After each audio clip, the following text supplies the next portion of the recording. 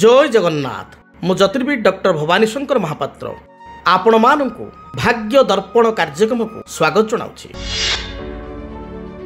अनेक समय देखा दिए व्यक्ति विशेष विवाह विलंब होता है। अनेक चेष्टा करी मध्य विवाह विलंब हुए। विवाह प्रस्ताव बारंबार भांगी थाए। विवाह प्रस्ताव भांगिबार कारण कौन? बारंबार विवाह प्रस्ताव पड़ी भांगिबार कारण कौन जदि आमे जानिबा। जातक लग्नर सप्तम भाव होची विवाहर भाव। सप्तमाधिपति बा सेवेन्थ लॉर्ड होचंती जीवन साथी बा लाइफ पार्टनर अधिपति। जदि जातक सप्तम स्थान रे मंगल रही थांती, जदि जातक सप्तम स्थान रे मंगल शनि एकत्र थांती या आहुरी असुविधा कथा। जदि जातक सप्तम स्थान रे राहु थाई बा केतु थाई, सप्तमाधिपति बा सप्तम जे मालिक सप्तम घर अधिपति से षष्ठ अष्टम द्वादश स्थिति रे थांती, ताहले विवाह रे अजथा विलंब होता है। अनेक प्रस्ताव आसु थाए किंतु प्रस्ताव स्थिरीकृत हो न थाए।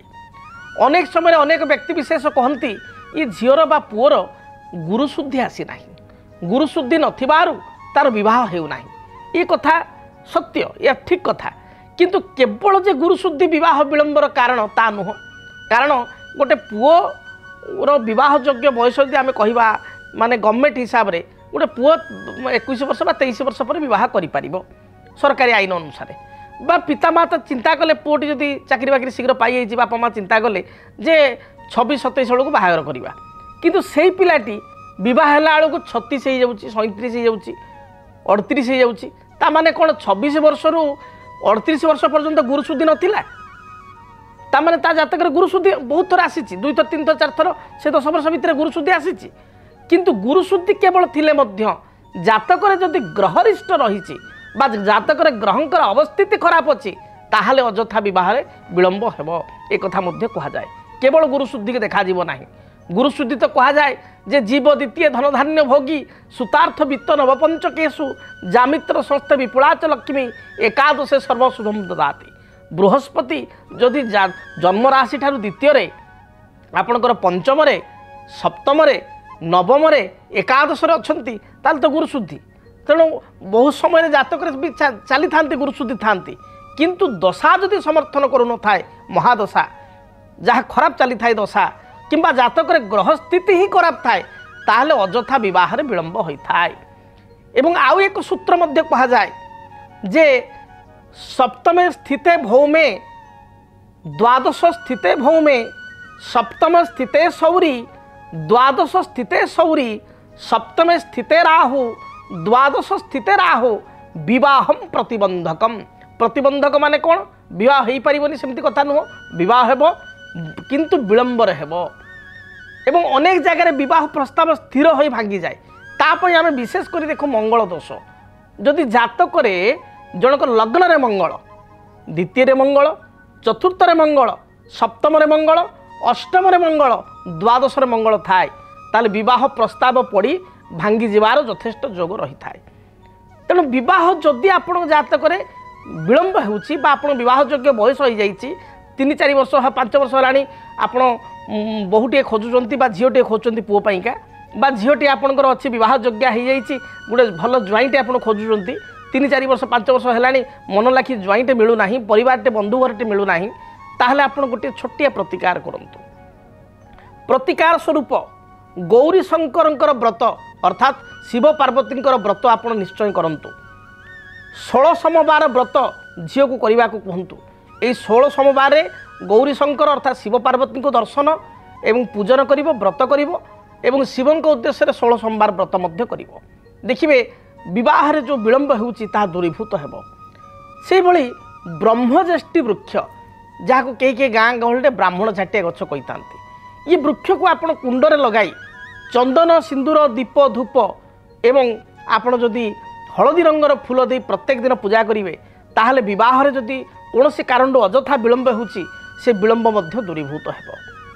आउ एक छोट प्रतिकार लाल किताब हिसाब से मुझे कहबी, कौन सी पूर्णमी दिन बा प्रत्येक पूर्णिमा कार्य करेंगे। प्रत्येक पूर्णिमा कले भल, 21 गोटी पूर्णमी भितर जदि कार्य करेंगे ताले एक अचूक प्रतिकार निश्चय बाहागर हो 21टा पूर्णिमा भितर हाएस्ट बहुत लोकंकर देखा जाइए 7टी 8टी 9टी पूर्णिमा भितर बाहागर हो जाइए। तेणु कौन करेंगे ना आपण पूर्णिमा दिन शिव को जाई शिव मंदिर दर्शन करेंगे। किछि दुदुरा फूल अति कम 7टा धला दुदुरा फूल शिवलिंग गोत्र नाम अर्पण करेंगे। संध्या समय जिते आकाश परिष्कार थे चंद्र उज्जवलमयी पूर्णिमा दिन आपण पूरा गलाकार चंद्र आकाश में देखा जाउथिबे से समय किसी साबुन फेण करी बा सर्फ किसी फेण करी गोटे बाल्टी पानी रे किसी फेण करी छात उपर को जो जगह चंद्र देखा घर अगणा को विशेषकर छात उपर को आप क्लीयर चंद्र देखा से सर्फ बाल्टी आपंकर बाल्टी किसी सर्फ बा साबुन फेण करी छात उपर को जी फुटुकाणी साहाय्य आप मेला महोत्सव देखते फुटुकाणी मिलू थाए से फुटुकाणी साहाय्य आपण कौन करेंगे चंद्र को लक्ष्य करी कन्याटीए भल स्वामी भली मिलू भल जीवन साथी मिलू आपण भली गोटे सुंदरिया स्वामीटे मिलू ये मन लाखी स्वामीटे मिलू कारण चंद्रकर आप जानी 27 गोटी नक्षत्र जो राणी 27 गोटी नक्षत्र सी होती स्वामी। तेणु चंद्र देखा बहुत सुंदर तेणु आपण भली सुंदर एवं गुणवान आम कहूना एक चंद्र तमहंती नच तारा गण पिच आकाश रे असंख्य तारा थाई पारती किंतु चंद्रमांकर जो उज्ज्वलता जो आभा ता गोटे चंद्र आकाश को उज्ज्वलित करिथाए एवं सुंदरमय परिवेश सृष्टि करिथाए राति को सुंदर करिथाए परिवेश को आकाश को सुंदर करिथाए एवं तार आलुओ हजार हजार लक्ष लक्ष तारा तुलन में यथेष्ट अधिक। तेणु आपण भली गोटे सुंदर एवं मनलाखी स्वामीटे पतिटे मिलू एक कथा झीटे मन भितर विचार करी चंद्र को लक्ष्य करी फुटुकाणी माने आपण जो सर्फ फेण रे साबुन फेण फुटुकाणी करी चंद्रकाणी को लक्ष्य करी किछ समय फुटुकाणी करेंगे मन भितर फुटुकाणी समय भाविबे देखिए निश्चय ये प्रतिकार करने द्वारा भल जगार भल परिवेश रे बा भल घरे आपन विवाह हो। जदि आपणक जीवन रे व्यक्तिगत पारिवारिक समस्या कर्मक्षेत्र नियुक्ति वैवाहिक समस्या वास्तु दोष एवं माली मकदमा आदि समस्या थाए ताहेले समस्यार समाधान और परामर्श पाई आमकु जोगाजोग करंतु। ज्योतिर्विद doctor Bhabani Shankar Mahapatra Budheswari colony plot number 26 Bhubaneswar. Phone number 9776833302 9439444924। आमर वेबसाइट www.srijagannathastro.com। डीटीवी ओडिया देखिवा पई सब्सक्राइब करंतु एवं बेल आइकन को मध्य दबाई दियंतु।